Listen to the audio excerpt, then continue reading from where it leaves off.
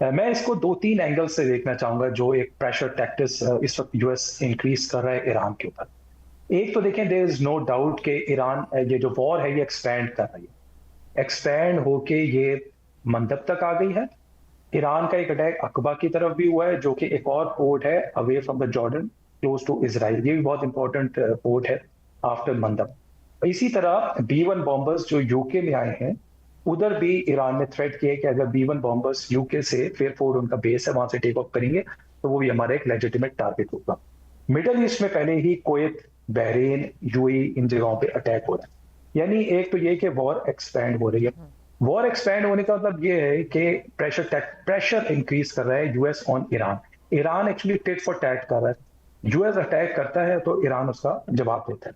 अब अगर हम इसकी रूट कॉज पे जहां से शुरू हुआ था ये सेकंड फेज जाए, तो वो तो सिंपल एक 3 टैंकर्स के ऊपर अटैक हुआ था जो कि ईरान ने बाद में डिनाई भी किया था। लेकिन अगर हुआ भी था तो उसका एक जो लॉ ऑफ वॉर में होता है प्रोपोर्शनेट रिस्पॉन्स, क्या ये प्रोपोर्शनेट रिस्पॉन्स है यूएस का? बिल्कुल भी नहीं है। इसका मतलब क्या हुआ कि अगर ये प्रोपोर्शनेट रिस्पॉन्स नहीं है तो यूएस चाह रहा है एस्केलेशन करना इस वॉर की। क्यों चाह रहा है? क्योंकि उस पर इसराइल का प्रेशर है। उस प्रेशर की वजह से वो चाहते हैं कि जो एमओयू है वो रीडिफाइन हो। एमओयू जो था वो एक विनिंग डॉक्यूमेंट था फॉर ईरान। यूएस उसको रीडिफाइन करना चाहता है, उसको रीफ्रेज करना चाहता है, उसमें से बहुत से क्लॉजेस को शायद माइनस करना चाहता है।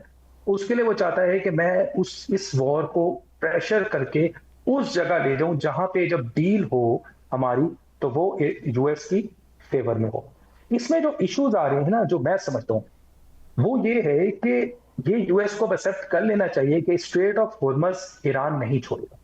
देखिए, स्ट्रेट ऑफ हॉर्मज ईरान का सर्वाइवल है।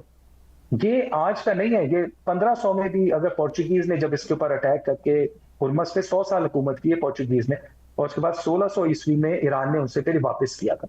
इसकी इंपॉर्टेंस हमेशा से ईरान इसको अपनी ज्योग्राफी समझता है वो सी वाटर लेकिन उसकी ज्योग्राफी है। वो कभी भी हुर्मस को यूएस के हवाले नहीं करेगा। ये तो उसकी है रेड लाइन। दूसरा, यूएस को ये भी समझना चाहिए कि एक बहुत ज्यादा अवेयरनेस आ रही है मिडल ईस्ट में कि जो यूएस बेसिस हैं वो एक उल्टा वनरेबल हो गए हैं और टारगेट्स हो गए हैं उन मुल्कों में, ईरान के। तो ना कि वो उनको डिफेंड करते, उनकी वजह से उन मुल्कों पे अटैक होते हैं। ये सब चीजें माउंट कर रही है प्रेशर ऑन यूएस, और यूएस वो प्रेशर माउंट कर रहा है ईरान पर कि वो नेगोशिएट करे। मैं ये समझता हूँ कि न्यूक्लियर स्टेज कभी भी नहीं आएगी, क्योंकि अगर आनी होती वो बहुत पहले आ चुकी होती। न्यूक्लियर स्टेज पे आने की बात होगी नहीं, क्योंकि उसके तो फिर वो एक वॉर की जो एक्विशन है और वॉर की एक्सपेंशन है वो अनलिमिटेड हो जाएगी। ये सेकंड फेज में वॉर जाएगी मंदब की तरफ।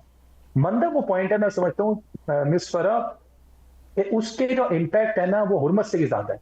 अच्छा। अब आप ये कहेंगे कि हुर्मत से ज्यादा कैसे? मैं समझता हूँ मंदब की इंपॉर्टेंस सिर्फ ऑयल नहीं है, सिर्फ ट्रेड नहीं है। ऑल्दो के हुर्मत से ऑयल 20% जाता है, मंदब से 8 to 10% जाता है। ट्रेड भी उससे बहुत ज्यादा जाता है, लेकिन उसकी दो और बेसिक बहुत बड़ी इंपॉर्टेंस है जिसको प्रॉब्लली अभी हम उसको कवर नहीं कर रहे।